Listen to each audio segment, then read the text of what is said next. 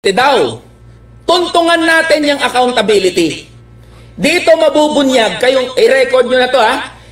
Maghanda na kayo ng mga record ninyo. Yan. Oh. Tuntungan natin yung doon sa accountability na binabanggit. Binibira nila yung office of the Vice President because of the confidential and intelligence funds. Wow! Wow naman!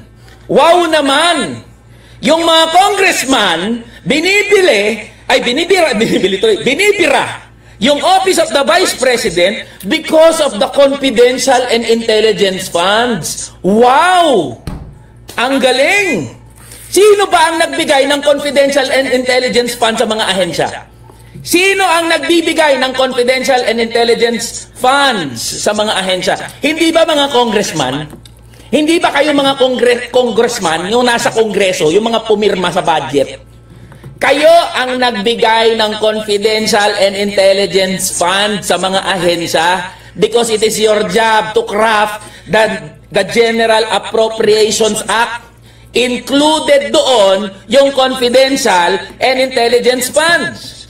Now, in 2023, hindi ba kayong mga congressman kayo? Kayo yung mga nakipaglaban dyan sa confidential funds na ilagak sa mga ahensya ng gobyerno? Ha? Hindi ba kayong mga congressman ang mga naglagay ng confidential funds sa mga ahensya ng gobyerno? Oh. And who has the biggest confidential funds?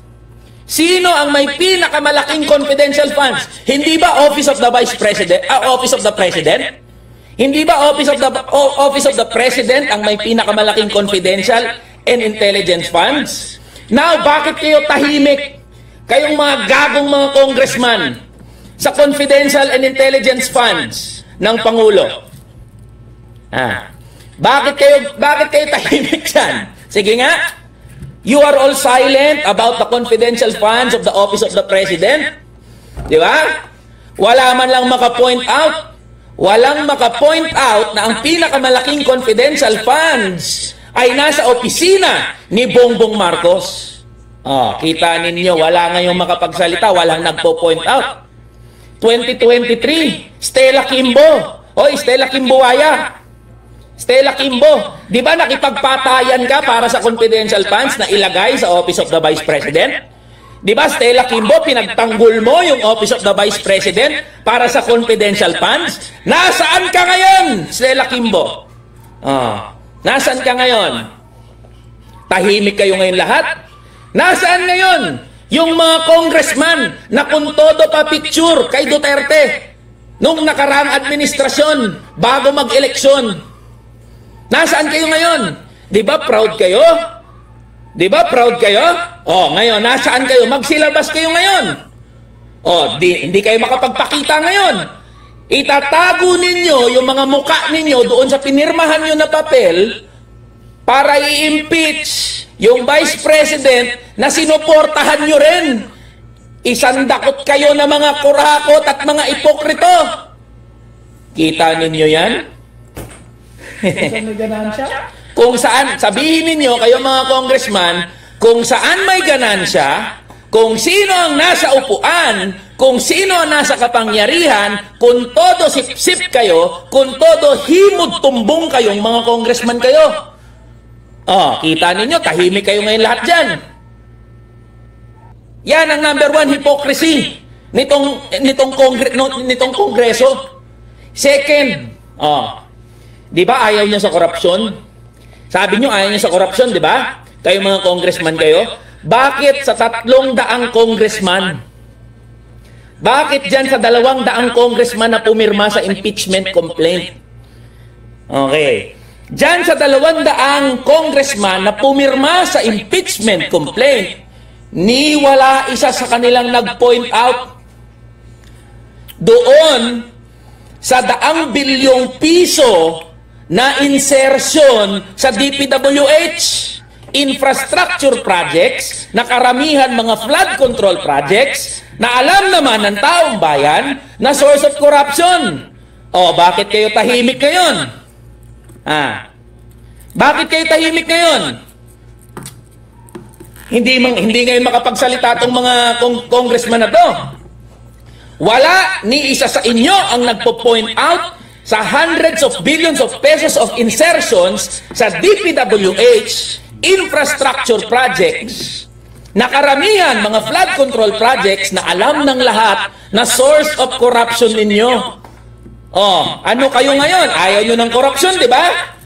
Gusto nyo na accountability. O, edi gawin nating accountable kayo pare-parehas. Accountable din kayo dyan. Ano akala nyo? Mas banal kayo? Mas mabait kayo? Mali. Inom muna. Oh, kita ninyo, wala makapagsalita. Ayaw nyo ng korupsyon, di ba? Bakit wala nagsasalita dyan sa DPWH? Flood control projects. Bakit walang nagpo-point out? Daang bilyon yung insertion dyan. Oh, kita ninyo, mga ipokrito kayo, mga congressman kayo. Pangatlo, bakit walang nagsasalita tungkol sa ayuda para sa Kapos ang Kita program? Bakit walang nagsasalita tungkol sa AKAP? Ha? Bakit hindi kayo makapagsalita dyan, kayo mga congressman tsaka mga senador, mga politiko? Hindi kayo makapagsalita. Bakit? Kasi sabi sa hearing ng DSWD, ganito sabi, oh. Makinig ka, Rex Gatchalian, ng DSWD. Makinig kayo mga congressman, mga politiko, lalo ka na Martin Romualdez. Sabi ng DSWD, wala pang IRR, implementing rules and regulations hanggang ngayon, ang AKAP. Second na sinabi ng DSWD, totoo na nagagamit ng mga politiko ang AKAP. Oh. Nasaan kayo ngayon? Bakit hindi nyo ngayon mabira yan? Bakit hindi nyo mabira? Kasi nakikinabang kayo dyan sa AKAP. Kasi nakikinabang kayo dyan sa pagbibigay ng ayuda. Pinupolitika nyo yung pamimigay ng ayuda. Lalo pa yung mga tatakbo sa 2025 elections, gagamitin niyo yung AKAP para ipamigay legal na vote buying. Oh, kita ninyo. Akala nyo pera nyo yung pinamimigay ninyo. Di nyo pera yan, mga gago kayo. Walang nagsasalita ng mga congressman dyan, tsaka mga senador. Kasi nakikinabang kayong mga congressman, nakikinabang kayong mga senador dyan sa AKAP, dyan sa pagbibigay ng ayuda. Tahimik lahat eh. Walang nagsasalita. Akala ko ba galit kayo sa korupsyon? Akala ko pa gusto nyo ng accountability. Wala ngayon nagsasalita. O, di susunod na issue. Bakit walang nagsasalita tungkol sa zero PhilHealth budget? Bakit walang nagsasalita tungkol dyan? Yung ziniro nyo, yung PhilHealth budget, nilagay nyo sa ayuda, nilagay nyo sa AKAP, kita ninyo? O, ano kayo ngayon? Tahimik uli kayo dyan. Pukinang ina ninyo, pare-parehas kayo mga congressman kayo. Pare-parehas kayo dyan, tapos sasabihin nyo, galit kayo sa korupsyon. Sunod pa. Ang dami kong issue ngayon, galit na galit ako, kanina pa eh. Sunod na issue, mga boss. Bakit walang nagque-question sa 2025 national budget? Bakit hindi kayo ganun kaingay kayo mga congressman? Sa pananarantado ni Martin Romualdez ng mga congressman, ng mga senador sa 2025 national budget. Bakit hindi kayo mag-ingay? Pwede naman palang imbestigahan. Pwede naman pala nating ipatawag yung buong kongreso. Magbuo tayo ng mga komite. Magpatawag tayo ng mga hearing. Bakit hindi ninyo imbestigahan yung 2025 national budget? Oh, kita ninyo? Kita ninyo problema dyan? Tapos sasabihin nyo, you are for accountability, galit kayo sa korupsyon. Sabi ni Mama. Sino mapapaniwala nyo dyan?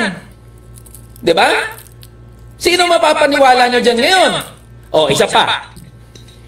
Pwede naman palang paspasin. Take note mga boss ha, today is the last day of session of Congress. Take note of that. Today is the last day of session ng Kongreso. Pinaspas nila. Pwede naman palang ganon. Pwede naman palang madaliin. Pwede naman palang pabilisin. pwede naman palang papasukin ng mga putang ina mga congressman sa Kongreso kung gugustuhin. Eh bakit hindi nyo paspasin yung paggawa ng batas para itaas ang sahod ng manggagawa, pababain ang presyo ng bilihin, buwagin yung provincial rate? Kita ninyo? Pwede naman pala yun eh. Pwede naman pala yun. May silbi pala to eh. May silbi pala kayo mga congressman, po pwede palang madaliin, po pwede palang paspasin, po pwede palang pabilisin. Bakit hindi kayo magmadali na pag-usapan ang issue ng taong bayan? Eh putang ina ninyo, anong mga pinag-uulan nyo?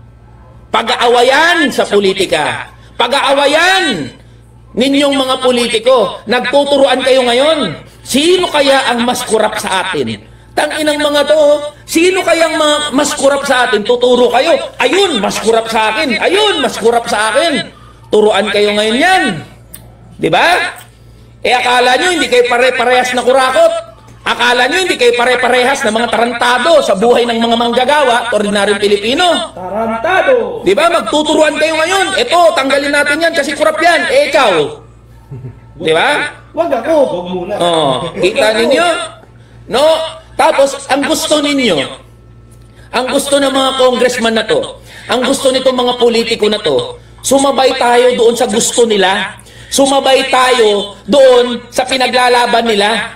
Alam nyo, kayong mga congressman, kayong 300 congressman, yung 200 din na pumirma, hindi nyo mauuto ang taong bayan.